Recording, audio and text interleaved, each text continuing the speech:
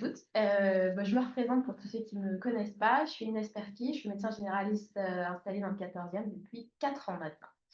Je vais vous présenter une expérimentation du dépistage organisé du cancer du col de l'utérus. C'est mon petit quelques chiffres, juste très rapides. C'est juste pour dire qu'à Paris, on est très mauvais pour le dépistage du cancer du col. On est avant-dernier de métropole. Donc, vous avez la moyenne nationale qui est à 70% en gros, et on est à 62% de femmes dépistées. Et du coup, la Sécurité sociale a lancé un aller vers sur Paris. Ils avaient expérimenté dans le 19e. Et du coup, ils ont essayé dans le 14e, avec moi, si je puis dire, un aller vers les patientes. Comment ça marche? C'est qu'en fait, ils ont une liste de toutes les patientes du 14e qui ne sont pas à jour de leur dépistage du cancer du col. Ils vont les appeler via leur plateforme téléphonique et ils vont donner des rendez-vous directement sur Doctolib, parce que moi je suis sur Doctolib, mais auprès des professionnels du coup qui voudraient expérimenter ce dépistage organisé. Je vous réexpliquerai plus tard si vous voulez un peu les détails de comment ça se passe.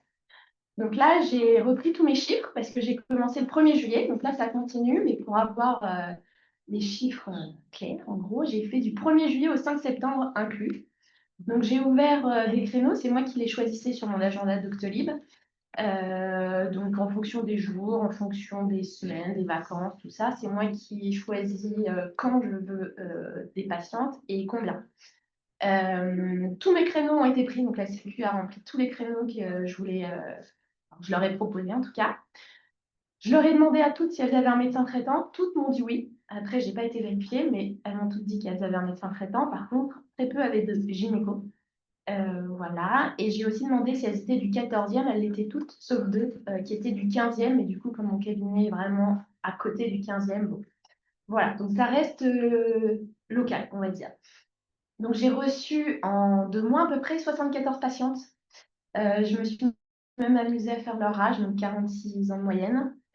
Du coup, il y en a 49 qui sont venus, 25 qui ne sont pas venus. Donc après, il y en a quand même 9 qui ont prévenu, mais ça fait quand même 22% qui ne viennent pas sans prévenir. Donc ça fait quand même des lapins. Voilà. Sur ces 49 patientes, j'ai fait 43 frottis. Il y en a une que j'ai dû reprogrammer parce que voilà, le rendez-vous c'était 3 semaines après et j'ai dû la reprogrammer parce qu'elle était indisposée. Et il y en a 6 que j'ai pas fait. Alors pourquoi? C'est que la Sécu est censée vérifier qu'elle rentre dans les critères d'éligibilité du dépistage, mais il y a quand même des ratés. Il y a des patients qui n'ont même pas compris pourquoi elles venaient. Et du coup, la plupart, quand même, c'est celles qui avaient un gynéco. Donc elles ne savent pas en fait si le gynéco fait le frottis ou pas. Donc, je pense qu'elles sont à jour, mais comme le gynéco ne dit pas lors de l'acte s'il fait le dépistage, il y en a plein qui ne sont pas au courant. Donc il y en a plein que j'ai fait parce qu'elles disaient écoutez, j'en sais rien. Et il y en a qui disaient en fait, si, en fait, il m'a fait un truc il y a 2 ans. Enfin, bon, voilà. Après, j'ai mis les noms réalisés avec les causes. Donc, il y a 2 patientes qui étaient éligibles en âge, mais qui n'avaient jamais eu de rapport, donc je ne l'ai pas fait. Il y en a 2, du coup, qui étaient à jour parce qu'elles avaient une gynéco et que, du coup, elles se souvenaient qu'elles l'avaient fait. Il y a 2 patientes où je n'ai pas réussi à faire le trottis. Il y en a une qui avait un vaginisme important et du coup, je suis passée de la kiné et puis on a dit qu'on le referait plus tard. Et il y en a une où le col, je n'avais pas accès, impossible. Il y avait un énorme polype devant, je l'ai envoyé chez une gynéco. Voilà. Après, vous avez vu, j'ai fait d'autres prescriptions. Donc, j'ai fait un peu de gynéco. Il y en a qui, j'ai remis à jour les mammographies aussi, j'en ai profité. Il y en a qui m'ont demandé des contraceptions, des prises de sang. Enfin, vous avez vu, il y a certains noms qui m'ont demandé. Mais en fait, c'est peu, parce que souvent, c'est une même patiente qui demandait plusieurs choses. Bon, voilà. Donc, ça, c'est mes chiffres. 86% étaient normaux et 14% de tests étaient anormaux, ce qui fait 6 qui avaient un papillomavirus positif. Mais du coup, la cytologie, qui est le deuxième examen quand le papillomavirus est positif, était normale. Donc en gros, pour ceux qui ne savent pas, il n'y a pas grand-chose à faire. Il faut refaire un frottis 1 an après. Et là, on recontrôle. Mais aucune n'a eu une colposcopie des patients que j'ai vus. Pareil, si vous avez des questions là-dessus, vous pourrez me poser des questions. Ah oui, et ça, c'est moi. Donc là, c'est mon petit truc. Du coup, là, on s'est occupé des patients du 14e. Et du coup, moi, j'aime bien aussi m'occuper de vous, les soignants.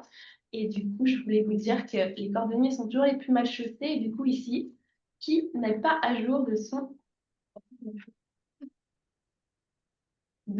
frottis? Voilà, je pose juste une question.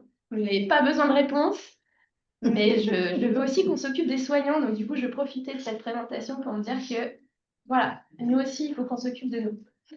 Si vous avez des questions, bah, n'hésitez pas, je suis là pour. Et si vous voulez participer, la sécurité sociale recherche tous les professionnels qui peuvent faire des frottis. Et du coup, n'hésitez pas sur le site de la CPTS, du coup, vous pouvez donner vos coordonnées.